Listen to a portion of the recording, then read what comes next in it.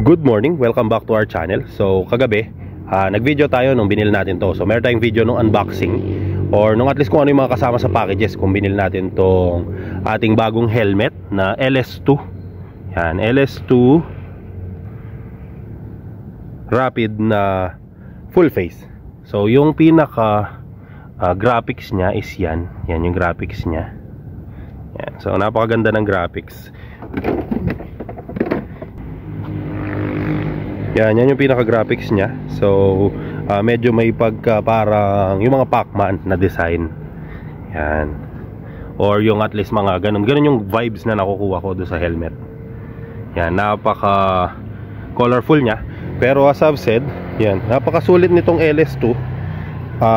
Unang-una, kung mahilig ka sa helmet katulad ko or sa mga motor, itong LS2 helmet is, for example ako, gusto ko ng HJC na ARPA 11 kasi napakagaan, alam mo na safe ka and very comfortable pag suot mo siya, either short ride or long ride. So dito sa LS2 makukuha mo siya sa budget meal or murang price. For this is around 3,600 or 3,300 kasi naka-sale. Yan, naka-sale siya sa Moto World. So kung balak mong bumili ngayon, it's time to buy na kasi talaga naka-sale sila. At least, 'di ba? 300 pa rin naman yung discount natin. So again, meron siyang vent dito sa harap. Yun lang naman yung vent niya, tapos sa taas, pareho lang. Meron siyang kasamang yan, yung kanyang polarized na lens. Meron siyang kasamang clear lens.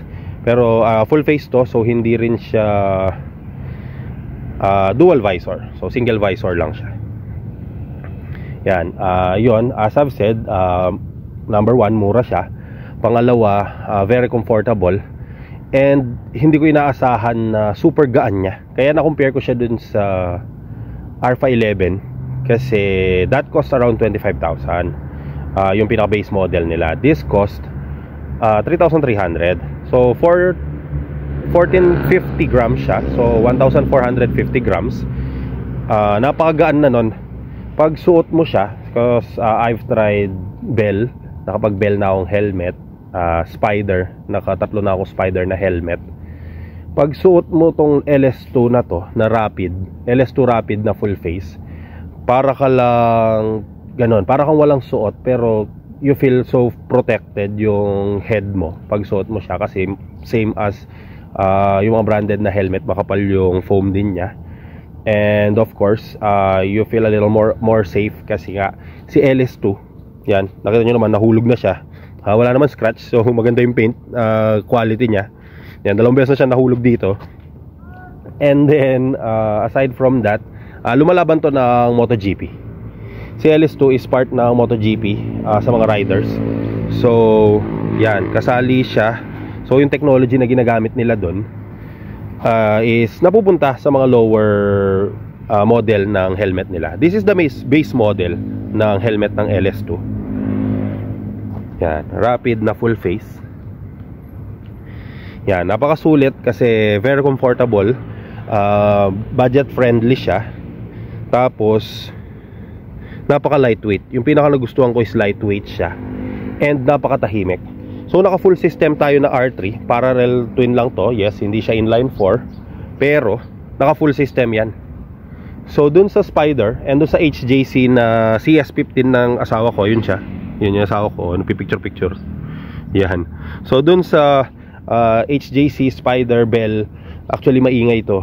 Medyo naririndi ka sa pag matagal sa long ride. Like for example, naka 100 kilometers ka na, medyo masakit na, nagpipindig na sa tenga yung SC Project, which is normal kasi that's mostly used for racing.